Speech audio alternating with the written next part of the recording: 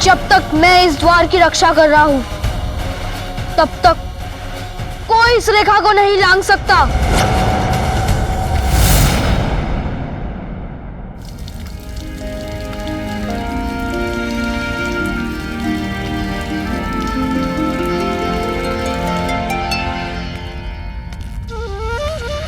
अपनी मां का पुत्र हूं। बलपूर्वक जाने का प्रयास करने वाले को बलपूर्वक यहीं रोक दूंगा। प्रतीत होता है प्रभु अब इस बालक को इसके हठ के लिए अवश्य दंडित करेंगे।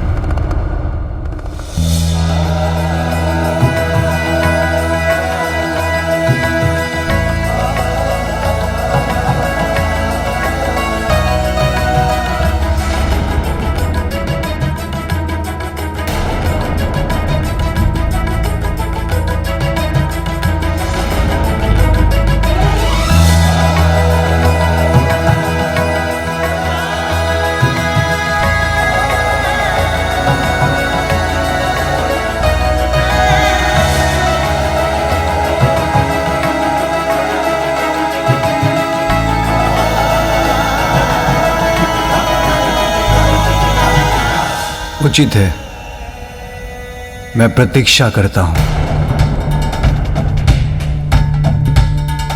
प्रभु ने दंडित नहीं किया इस बालक को, इसका कहा स्वीकार लिया, क्यों?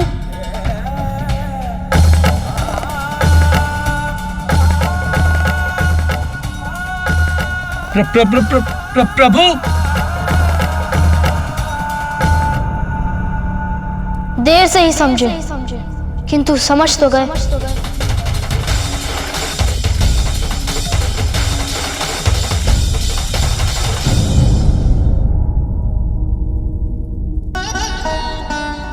तुम जाओ, बात करो।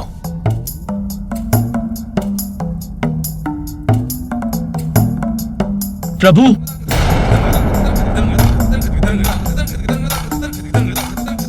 क्षमा करें प्रभु, किंतु मैं और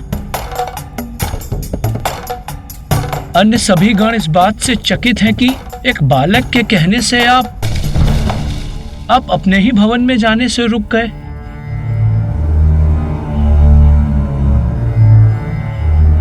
प्रभु, मुझे और अन्य सभी गणों को यह तनिक भी नहीं भाया। प्रभु, आप कुछ नहीं कहना चाहते तो कोई बात नहीं, किंतु हम सब गण मिलकर उस बालक को समझाएंगे।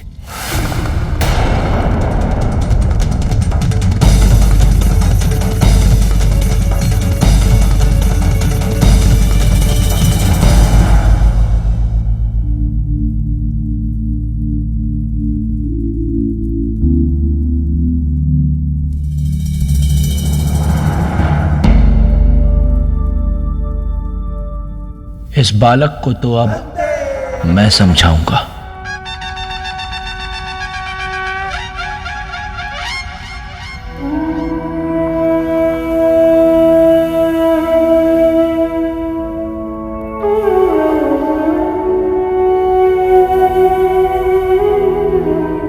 नंदी दी, इत तान पतल ते तीदा तल दो। क्या कहा इसने श्रृंगी? नंदी ये कह रहा है कि इसके कान पकड़ के सीधा कर दो। अरे नहीं नहीं, बालक है वो, और बालक के साथ इस प्रकार का व्यवहार नहीं किया जाता। हम उसे एक और अवसर देते हैं। हठी का हट तोड़ने के लिए साम दाम दंड भेद का प्रयोग किया जाता है। पहले मैं साम दाम और भेद का प्रयोग करूंगा। और दंड के लिए मैं हूं ही। अरे नहीं नहीं, उसकी आवश्यकता नहीं पड़ेगी। आप देखिए मैं कितनी सहजता के साथ इस बालक को मना लूंगा।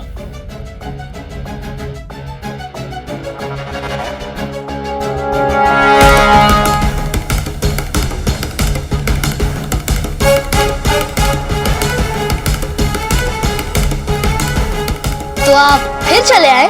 तुम यहाँ अकेले खड़े हो तो सोचा तुमसे वार्तालाप कर थोड़ा तुम्हारा मनोरंजन ही कर दूं।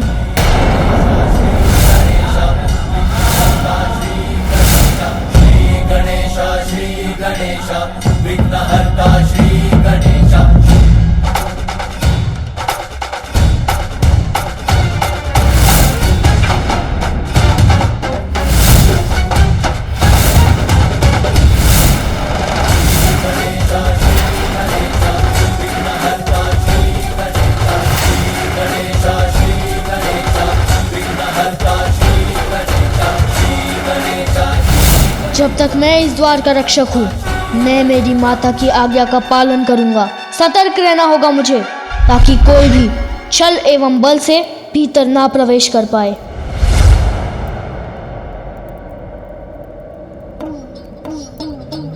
बालक होकर द्वार रक्षा जैसा कठिन कार्य कर रहे हो। यह आयु कार्य करने की थोड़ी होती है, अपितु भिन्न भिन्न प्रकार के स्वादिष्ट फल, मिष्ठान एवं पकवान खाने की होती है।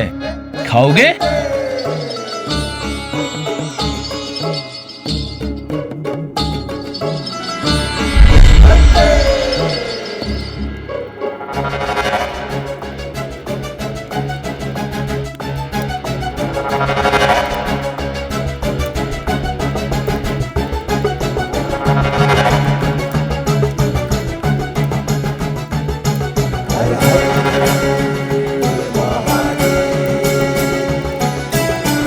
लो, खाओ, संकोच मत करो। यह सब कुछ तुम्हारे लिए ही है। आओ, अब तुम इसका आनंद लो और हमें भीतर जाने दो।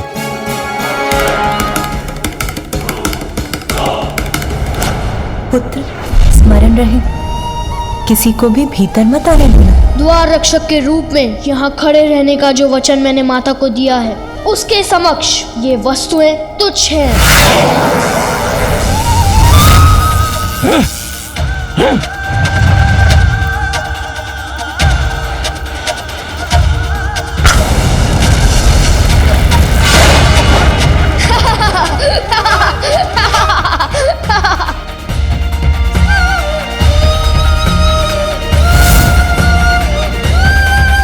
ना ही मुझे कुछ खाना है और ना ही मुझे किसी को भीतर जाने देना है। मेरा क्रोध जागृत हो रहा है। शांत शांत नंदी शांत। ओम नमः शिवाय, ओम नमः शिवाय, ओम नमः शिवाय, ओम नमः शिवाय, ओम नमः शिवाय, ओम नमः शिवाय, ओम नमः शिवाय, ओम नमः शिवाय, ओम नमः शिवाय, ओम नमः शिवाय, ओम नमः शिवाय, ओम नमः शिवाय, ओम नमः शिवाय, ओम नमः शिवाय, ओम नमः शिवाय।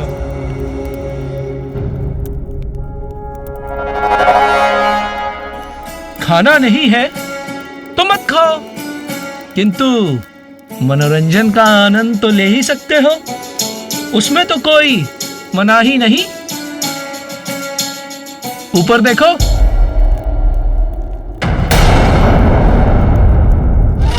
देखो आकाश के इन मेघों में मैं तुम्हें राजकुमार और राजकुमारी के विवाह का अद्भुत दृश्य दिखाता हूं। तुम्हें अवश्य आनंद आएगा। ये देखो।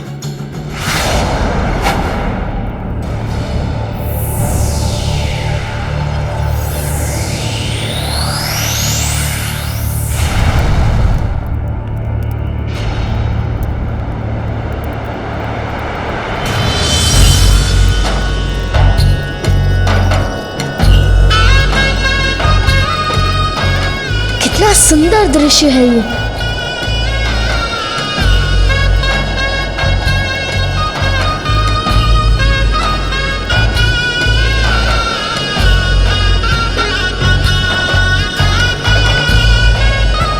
तुम यहाँ ये मनोहर दृश्य देखते रहो बालक, जब तक तुम्हारा मन करे। बस अब हमें भीतर जाने दो।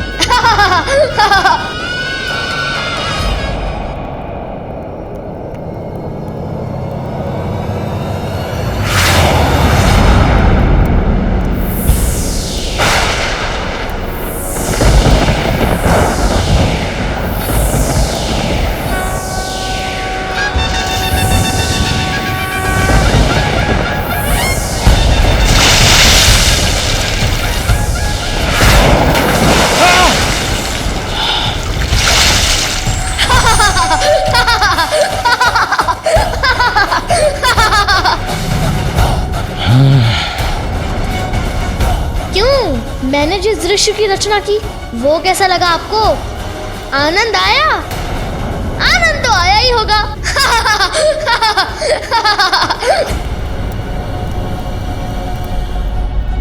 अब एक अंतिम बार कह रहा, ध्यान से सुन लीजिए।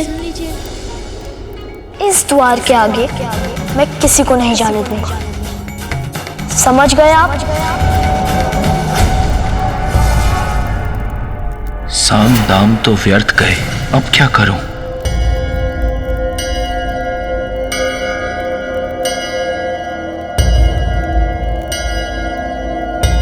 दंड।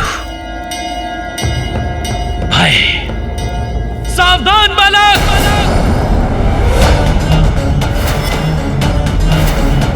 हमारे स्वामी को जानते नहीं हो तुम? वो देवों के देव, देवाधिदेव हैं और उनका क्रोध अत्यंत भयंकर है तो हुआ करे, मुझे कैसा भय? भय करो बालक, भय करो, क्योंकि ये वो प्रभु शिव शंकर हैं जिन्होंने सृष्टि के रचयिता ब्रह्मदेव जी को भी उनके अहंकार के लिए दंडित किया था। मैं ही सृष्टि रचयिता हूँ, मैं ही स्वयंभू ईश्वर हूँ, त्रिमूर्ति में सर्वश्रेष्ठ हूँ। ब्रह्मदेव, ये आप नहीं, अभी तो आपका अहंकार बोल रहा है। मैं सर्वज्ञाता हूँ, इसलिए मैं ही श्रेष्ठ हूँ। यदि ऐसा है तो आप इस स्तंभ के आरंभ और अंत को तो सरलता से ढूंढ ही लेंगे। ब्रह्मदेव,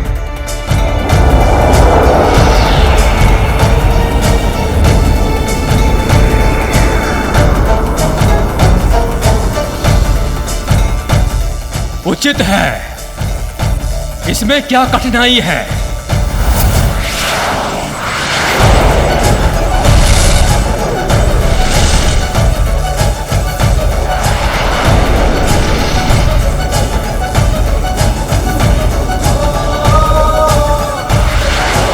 इस स्तंभ का आकार तो अनंत है, इसके आरंभ और अंत का स्रोत तो मैं किसी भी प्रकार से ज्ञात करने में असमर्थ हूं।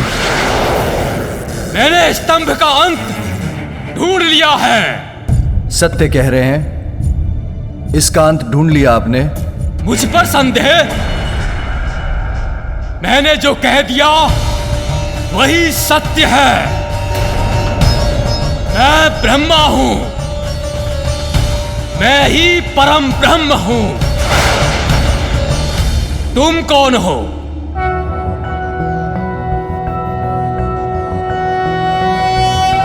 कर्पूर गौरम करुणावतारम संसार सारम भुजगेन्द्रहारम सदा वसंतम हृदयारविंदे भवं भवामी सहितं नमामि।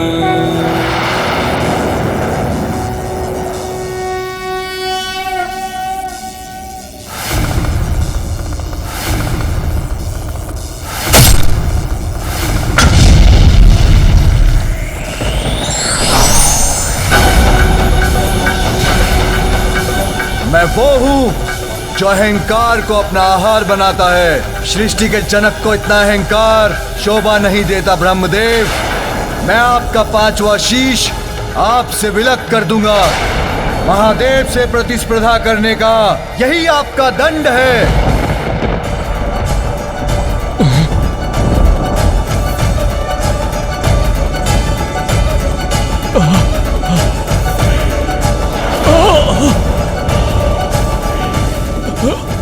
अब समझे कैसा होता है मेरे प्रभु शिव शंकर का क्रोध। अब समझे कैसा होता है मेरे प्रभु शिव शंकर का क्रोध। बालक हो तुम, इसीलिए अभी तक हमारे प्रभु शिव शंकर और हम सबके क्रोध से सुरक्षित हो। पहचानो उन्हें, ये वही प्रभु शिव शंकर हैं जिन्होंने गंगा मैया की प्रचंड और पावन जलधारा को अपनी जटाओं में समाहित किया था। ये उस समय की बात है जब अपने कुल के 60,000 सगर पुत्रों के उद्धार एवं जगत के समस्त प्राणियों के कल्याण के लिए महान तपस्वी भगीरथ जी ने सहस्त्र वर्षों के तप के पश्चात मां गंगा को स्वर्ग से पृथ्वी पर आने के लिए मना लिया। किंतु फिर चिंता बनी गंगा मैया की प्रचंड जलधारा का महावेग। उनकी महावेग सृष्टि में प्रलय ला सकती थी। इसीलिए भगीरथ जी ने घोर तप कर प्रभु शिव शंकर को प्रसन्न किया और उनसे गंगा मैया की प्रचंड जलधारा के महावेग को संभालने की विनती की। देवी गंगा, मैं आपके वेग को संभालने के लिए प्रस्तुत हूं। निश्चिंत होकर पृथ्वी पर आइए।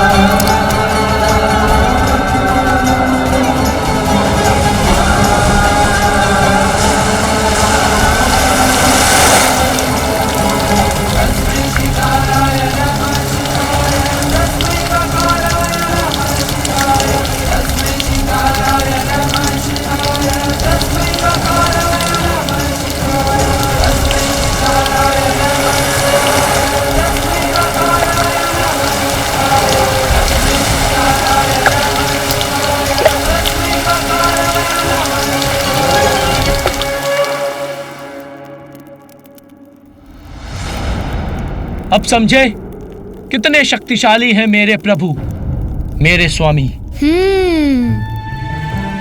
मैं प्रभावित तो अवश्य हूं,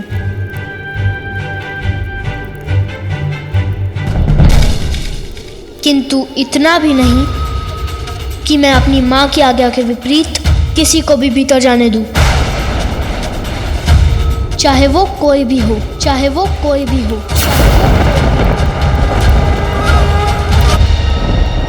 भूल मत करो बालक, यदि मेरे प्रभु शिव शंकर का क्रोध जागृत हो गया तो उसका शांत होना सरल नहीं। उनका तीसरा नेत्र सब कुछ भस्म कर देता है। उनके तीसरे नेत्र की अग्नि ने तो कामदेव को भी भस्म कर दिया था।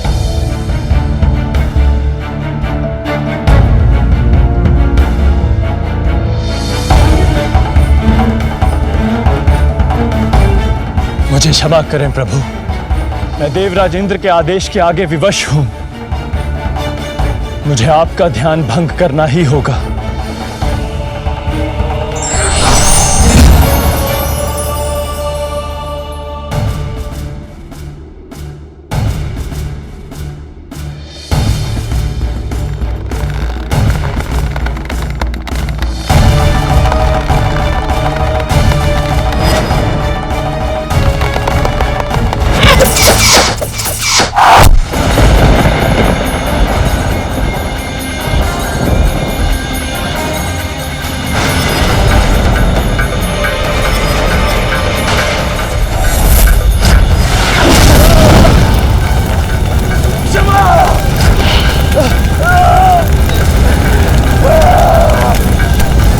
अब तो तुम्हें समझ में आ ही गया होगा कितना तीव्र है मेरे प्रभु शिव शंकर का क्रोध। इसलिए आज्ञाकारी बालक के समान अपना हठ त्याग दो। नंदी, क्या हुआ तुम्हारे साम दाम भेद? मैंने पहले ही ताता तान पतल तीदा तल दो पल नंदी दी मैंने तुम तता है। श्रृंगी जी, इस बालक को समझाने में समय नष्ट हो रहा है। हमें इस बालक को हटाकर आगे बढ़ना चाहिए। उचित है। हठी बालक, बहुत हुआ तुम्हारा हट। जानते भी हो प्रभु शिव शंकर कौन है? इस संपूर्ण जगत के पिता है, पिता। माँ को दिया वचन तो मैं किसी के लिए भी नहीं तोड़ सकता हूँ। अबोध बालक, प्रभु शिव शंकर से परिचित नहीं हो तुम। बालक हो इसलिए सुरक्षित हो। अन्य कोई होता तो उसे इस हट का अवश्य दंड देता। चेतावनी का स्वर मुझे मत सुनाइए। मैं किसी का ऊंचा स्वर सहन नहीं करता। और अब मेरी चेतावनी सुनिए, शांति पूर्वक लौट जाइए, अन्यथा आप सभी मेरे कोप के भागी होंगे। बस बालक!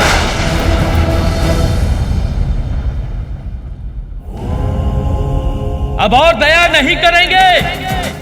प्रभु शिव शंकर हमारे स्वामी हैं और उनका मार्ग कोई नहीं रोक सकता। शांति से हट जाओ, अन्यथा बांध कर यहीं बैठा देंगे।